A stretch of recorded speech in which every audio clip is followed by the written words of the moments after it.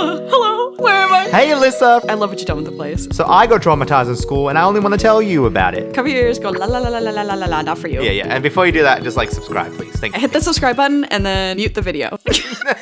Have you ever had people sabotage your school projects or assignments? I don't think there's been active sabotage to my education. Because sabotage, that cuts deep. What happened, Maz? Mrs. Alyssa? Mr. Mazing? Mrs. Mation?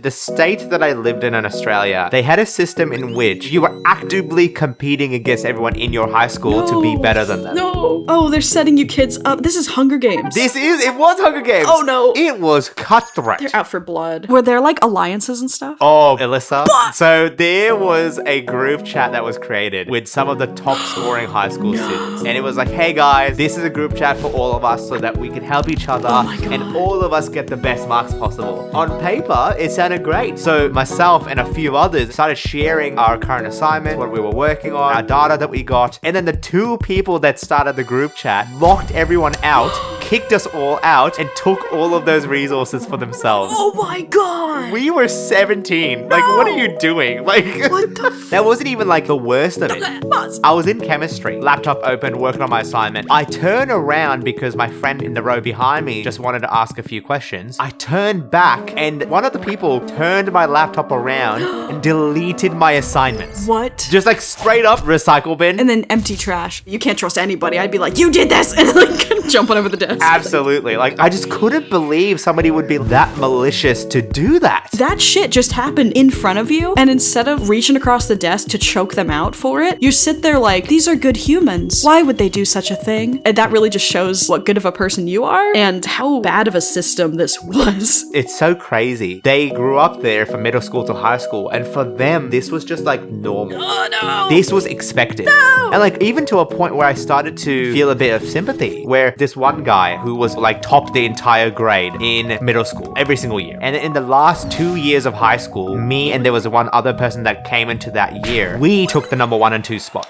And so this kid who was topping every single year was no longer able to top for the final 2 most important years of high school.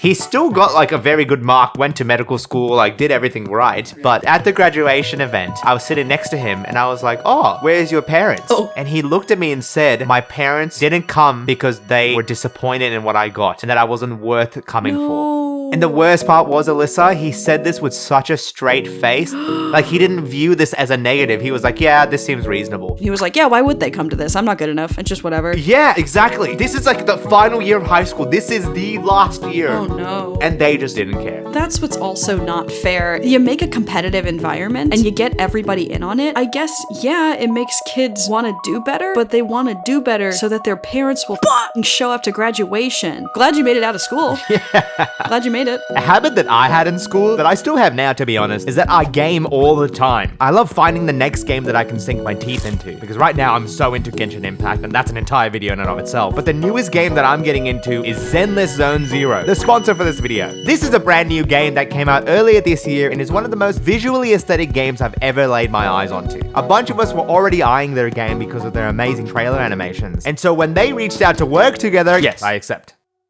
Zenless is set in a post-apocalyptic world, with civilization having been destroyed by these creatures called Hollows. You play as a proxy, and along with your friends, you conquer enemies, answer mysteries, and mingle with the people in the urban civilization of New Eridu. The best part about Zenless is how committed the devs are in listening to the players, and because of that, the game has already evolved so much in the matter of months. This is the best time to jump into Zenless because version 1.4 is a major update that takes yet another step in the right direction. Oh, you're stepping on me!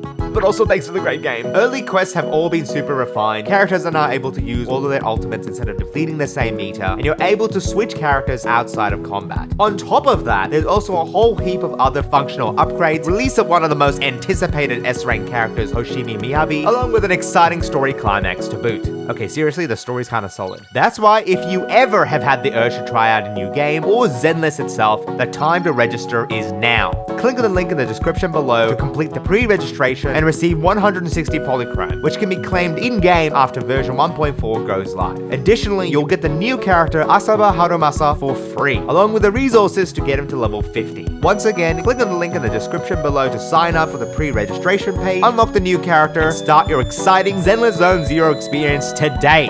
Right now, do it now, Please! Now, I know we're pretty funny, Alyssa, but did you ever have a memorable class clown at school? Ooh, I have a story for this one. Ooh. So, what do? This kid has like a whole arc. What's their name? I do not remember. Jared.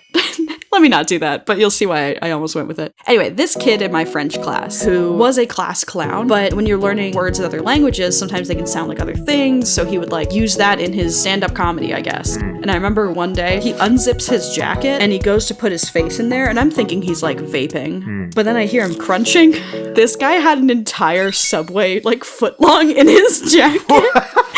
And that's why I'm like, oh my god, we can't call him Jared. Oh, Jared. Subway sandwich.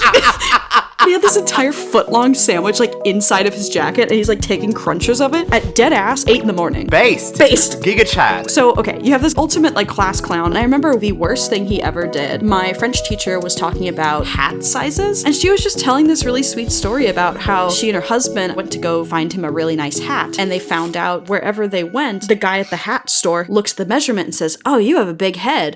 But then the class clown guy goes, ooh, yeah, I bet he does have a big head. Oh, that's weird. That was a stretch. The whole class laughs, and I remember her face fell completely. Aww. It wasn't embarrassment, it wasn't anger, it was just this silent, sad shock. And she just looked at the class, and that's when the feeling of, oh, he took it too far. Like, I don't remember exactly what she said, but it was something along the lines of like, I need a second. That's not okay. And like walked out. A couple weeks later, she was not bulletproof, but she was different. Like she checked out from you guys. She checked the fuck out, and I cared about French because I cared about her, and I was like, I think you're a great teacher, a great person. I don't think you're worth joking about, especially to the point where you're uncomfortable. Like, I just tried to show that in my work. A couple weeks after that really horrible incident, we're in the middle of class, she's in the middle of talking, and then she gets a phone call. All the color drains from her face, and she just kind of sits there, and we're all just waiting, and we don't know, and she looks up and was like, my brother just died. Whoa! And the class is silent. So she says, sorry, I need a minute. She gets up, she starts to walk out, and the class clown stands up and gives her a hug. And then we all were like, oh my god! Okay. Then he sits back down and she goes outside. But I just was like, class clown Subway sandwich kid, you did not just get a full personal growth.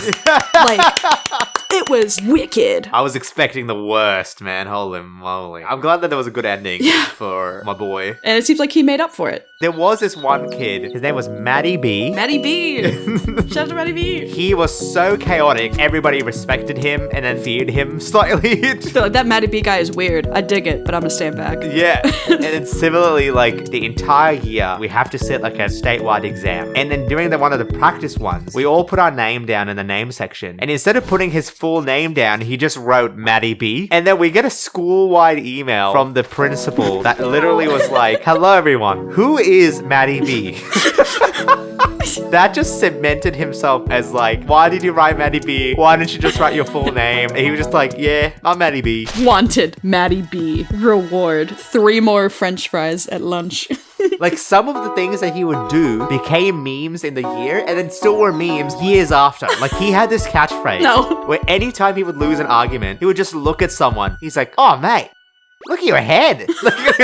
He would just win. It was like, yeah, okay, my head. To the point where even when I went to university, I like linked up with somebody from high school. And then she was like, in the middle of the conversation, she's like, yeah, but your head. No. And I was like, no. The curse. No. The Matty B curse. It's Matty B. It's Matty B. I feel like that would follow you into like, you look at your like suit on your wedding day and you're like, I think I'm good. And then in the back of your head, you hear, yeah, but your head. You're like, oh yes, thank you, Matty. The ghost of Matty B. Thank you, Matty.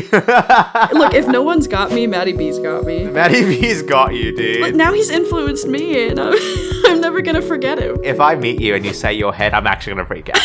Like, I think I'm gonna freak out. Oh my gosh, have you ever had to deal with bullies? Yes, absolutely. But I feel like if someone's like, nope, never been bullied, it's like, oh, so you're the bully. Ooh, yeah, you're probably right. Something I do think about is like, would I have become a YouTuber had I not been bullied? I probably would have ended up in the same place. Personality-wise, though, I think I'd just be weirder and have less shame. I think that's like a very reasonable answer. Right. Not to say that being bullied is is a good thing. No. I found that with being bullied, everyone has like a coping mechanism to survive it, right? And I think sometimes that can be bad and sometimes you can have a positive outcome. When I first came over from Pakistan and Japan, not native English speaking countries, and so when I went to then live in New Zealand and Australia, I found it very difficult to adjust because I just wasn't able to speak English. Yeah. And so I got bullied because I was like the weird one there. Because I got so bullied, and if I am going to stand out, I want to stand out in a positive way. I want to be funny. I became more extroverted and more comedic because I had to learn to survive it. Right. So that's like a positive that I gained from it. But the negative is I was so sick of being bullied in middle school and high school that when there was somebody else that other people were kind of picking on, I would pile on because I was like, I don't want this pain anymore and I want to make that stop. And I think in retrospect, that was such a poor way of handling it. I feel really bad and I regret that I did that. The hard part about being the person that everyone picks on, you are literally throwing spaghetti at the wall to make it stop. Once a big group has all turned against you and you have no one, you just kind of sit there and have to deal with it and you wait for them to move on. I think it's something that we both try actively in our lives, but also in our content to show that, hey, if you've made past mistakes, you can always learn from them and grow to become a better person. Thank you so much, Zenlin Stone Zero, for sponsoring and making this video possible. Thank you to my loyal Martians, to all of the people making fan art, and thank you, Alyssa, for joining me on my video. Thanks for having me. Again, love what you've done with the place. If you want to watch more of Silly Illy, head on over to Illymation, where she's just dropped her new banger video. Thank you.